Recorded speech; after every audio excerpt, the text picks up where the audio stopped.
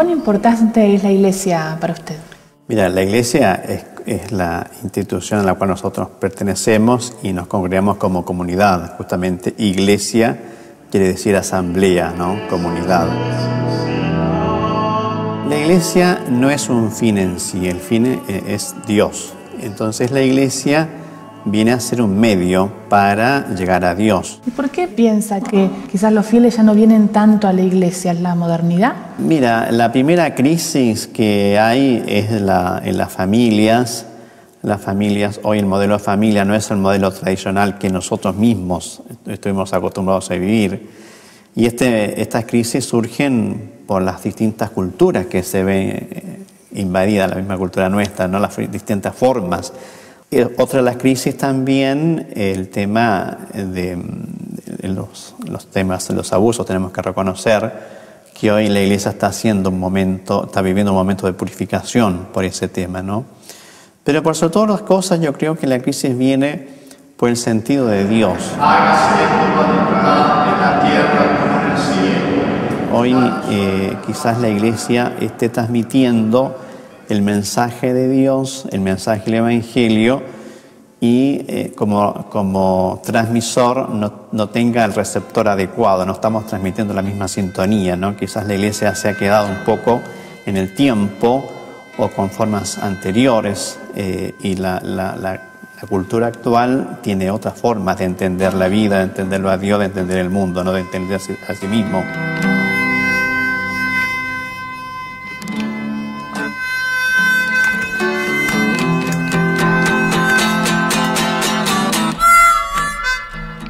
Buscar y chequear los datos que circulan sobre la vinculación de la sociedad con la Iglesia nos permite informarnos y entender un poco más su lugar de poder en la sociedad.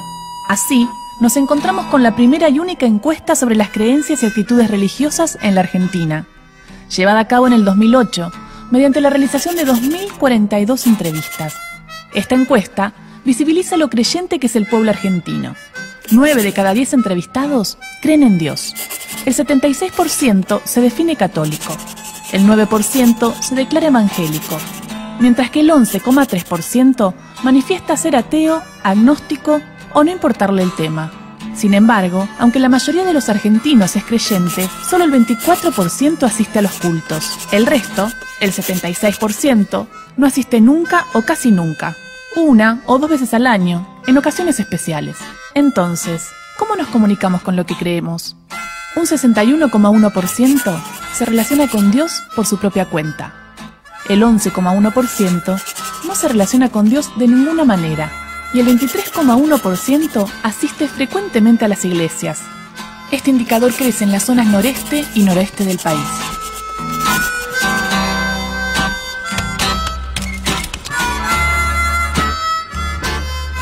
Es difícil que la Iglesia, por definición, resigne la condición de aliarse o de reivindicar la situación de los pobres. Y por lo tanto, de denunciar las situaciones de pobreza. Y eso tiene que ver con el anuncio del Evangelio, es decir, de su doctrina fundamental. Pero junto a eso hay en muchos casos una utilización de ese discurso por razones políticas, es decir, y con objetivos políticos. Y esto le permite situarse aparte de la jerarquía desde un lugar supuestamente incuestionable, que es el de los pobres, para oponerse a posiciones políticas que no se refieren exclusivamente a eso, sino a muchas otras cuestiones que son las que en realidad están discutiendo. También para discutir espacios de poder que tienen que ver con lo económico, que tienen que ver con cuestiones doctrinales, que tienen que ver con aspectos morales que la Iglesia no tiene derecho a imponer al resto de los ciudadanos. Lo importante para el caso argentino y de otros países de América Latina, pero el caso argentino, es que ese poder de veto, de presencia en el Estado, de presencia en la política social, de presencia en la vida cotidiana de la Iglesia Católica en Argentina, es construido sobre todo a partir de 1930 con los militares. Porque hubo un fuerte proceso de relación, de vínculo entre la militarización y la catolización de la sociedad argentina. Esos dos procesos hay que verlos juntos. La Iglesia Católica tiene obispos, tiene diócesis, tiene recursos con los gobiernos militares. Los gobiernos democráticos, ni los radicales del 14, del 16, ni el peronismo del 45 al 55, ni el peronismo del 73 al 76, jamás, por ejemplo, creó ni nombró un nuevo obispo, porque no querían. Se sentían católicos, pero no con ese peso de la institución católica. Ahora, llegan gobiernos militares, y vuelvo a mi primera idea, que tienen una pérdida de credibilidad, dado que no tienen origen en ese sagrado de la elección, sino en tirar abajo gobiernos. Esos necesitan credibilidad. ¿Y dónde la van a buscar? ¿Y quién se las ofrece? ¿Quién se las pone en bandeja? La Iglesia Católica.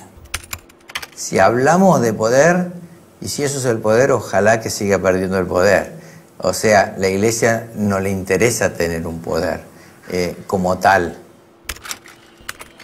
La Iglesia lo que le interesa es estar al servicio de los hermanos, al servicio de la sociedad, al servicio de la comunidad y al servicio de los más pobres. Si vemos a la Iglesia como un factor de poder, es que los que nos he tocado conducir la Iglesia o estar en instituciones lo hemos hecho mal. En realidad, la Iglesia no debería buscar nunca ser un factor de poder, sino al revés, de servicio y de servicio a los más pobres. Hoy yo creo que hay bastante independencia entre Estado y la Iglesia, cada vez más. Es cierto que quedan algunas cosas en la Constitución. La dependencia de la Iglesia y de Estado, yo creo que hay una buena relación, pero una relación de diálogo y de respeto.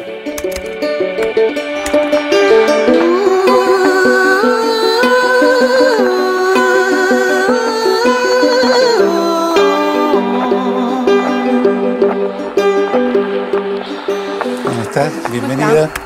Un gusto. Encantado. Esta es la Secretaría de Culto. Quería saber de quién dependía y cuál es la función de la Secretaría. La Secretaría depende del canciller, de la Cancillería. Y la función es la relación con las diferentes confesiones religiosas que existen en nuestro país y que actúan en nuestro país. Nuestra Constitución Nacional, en el artículo 2, habla del sostenimiento a la Iglesia Católica. ¿Qué significa eso? También lo prevé actualmente el presupuesto nacional. Es un sostenimiento del culto católico que es anual, que es una asignación a los obispados y a los obispos, en la cabeza de los obispos de la Iglesia Católica, a los eméritos, a los sacerdotes de frontera, a los seminaristas, con un presupuesto anual de este año de 28 millones de pesos. Por supuesto, después el Estado argentino tiene un vínculo también a partir en el área de educación y en el área social, digamos, ¿no? ¿Y por qué el Estado, a lo largo de la historia, ha sostenido a la Iglesia Católica y no a otras iglesias? A las iglesias no católicas, el Estado la auxilia con exenciones impositivas. Es decir, aquellas iglesias que están registradas en la Secretaría no pagan aproximadamente 5 impuestos nacionales, de IVA, ingresos brutos, varios. Si es modificable en el tiempo, sí. Yo creo que nosotros tendríamos que avanzar a una situación general donde cada fiel de la diferente iglesia que confesa pueda, digamos, devengar de sus impuestos el aporte, el Estado le pueda extraer ese aporte que va para la iglesia, que él decida que sea, y que con eso se sostenga, digamos.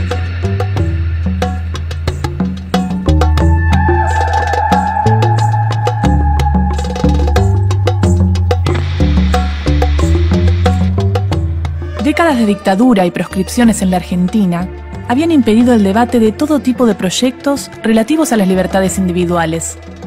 Sin embargo, la recuperación de la democracia en 1983 posibilitó, entre otras cosas, la sanción de la Ley de Divorcio Vincular y Patria Potestad, la ley número 23.515, pero encontró una férrea oposición por parte de grupos conservadores y, sobre todo, de la Iglesia Católica. La Conferencia Episcopal Argentina comenzó a ejercer presión recordando a sus fieles no votar por partidos que apoyaran el divorcio.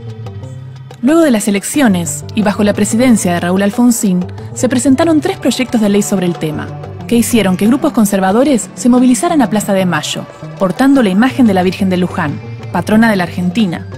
Esta fue trasladada en una procesión de la Basílica a 61 kilómetros hasta la Catedral Metropolitana. La campaña de manifestaciones públicas fue acompañada por una serie de acciones dirigidas a presionar a los legisladores, y el cardenal Aramburu envió cartas a todos los senadores cristianos. Por su parte, el obispo de Neuquén, Jaime de Nevares, portavoz del sentir de numerosas diócesis del país, rechazó la metodología utilizada, diciendo que tal actitud convertía a la Iglesia en un grupo de presión. Para entender la capacidad de presión política que tenía la Iglesia Católica sobre este tema, cabe recordar que durante nuestra historia, en 1954, impulsada por el presidente Perón, había existido una ley de divorcio, que el golpe militar de 1955 derogó un año más tarde por presiones directas del Vaticano. El 19 de agosto de 1986, la Cámara de Diputados aprobó el proyecto de divorcio por un amplio margen. A pesar de las presiones y del lobby conservador, la ley fue aprobada, y así se puso fin a una demora de 32 años.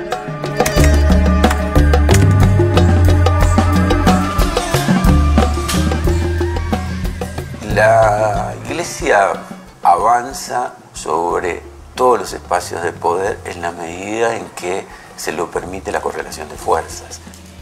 Hoy me parece que en la medida en que el Estado se siente más plural y más laico y recupera atribuciones, creo que estamos viviendo un momento importante en la Argentina donde tenemos un Estado más presente, más actuante, más activo en la sociedad. Y esto recorta los poderes de la Iglesia, pero también de otras instituciones. ¿Por qué? Porque solamente el Estado es el que tiene la representación del conjunto de la sociedad. Yo creo que no hay un nuevo rol de la Iglesia, es el mismo rol de siempre, seguir a Jesús y servir a nuestros hermanos y tratar de vivir lo mejor posible como buenas personas al servicio de los demás. Cuando vemos qué pudo ser la Iglesia, qué es la Iglesia, pues miremos la vida de los santos. Son aquellos hombres que mejor nos representan. Tuvimos y tenemos y seguiremos teniendo otros hombres que mal nos representan y nosotros mismos no seremos buenos representantes de la Iglesia. Ojalá pudiéramos ser santos para que la Iglesia sea buena y la gente se convierta y vea que es bueno y lo tiene que ver mucho con su felicidad. Lo que es bueno, podemos decir, es que veríamos 20 siglos de historia y esto sigue funcionando, sigue existiendo y sigue habiendo hombres santos al lado de hombres pecadores. Entonces creo que la Iglesia es esto y seguirá haciendo esto. Parémonos, detengamos en la idea de poder. ¿Qué significa poder? Hay un autor judío llamado Abraham Yoshua Heschel que dice que la palabra poder es una palabra ambigua. ¿Por qué la podemos definir como sustantivo o la podemos definir como verbo? Cuando es colocada como sustantivo, es decir, como acumulación de algo, ¿sí? Como si fuese un objeto, el poder es peligroso, y no solamente peligroso, sino que es nocivo, es corrosivo, es negativo. Yo nunca confío en el poder. Uno tiene que sospechar de el poder y tiene que entender el poder como verbo. Por eso me parece también la idea de lo religioso no es algo colocado en una situación de ente, ¿sí? No es el ente religioso, sino que cómo me hago, es decir, cómo hago mi religiosidad todos los días. Es decir, yo todos los días me levanto y me convierto a lo religioso. No es que soy religioso, me convierto a lo religioso. ¿Y cómo me convierto a lo religioso? Con las actitudes cotidianas que tengo. A veces le pego en el lugar donde tengo que pegarle, a veces me equivoco.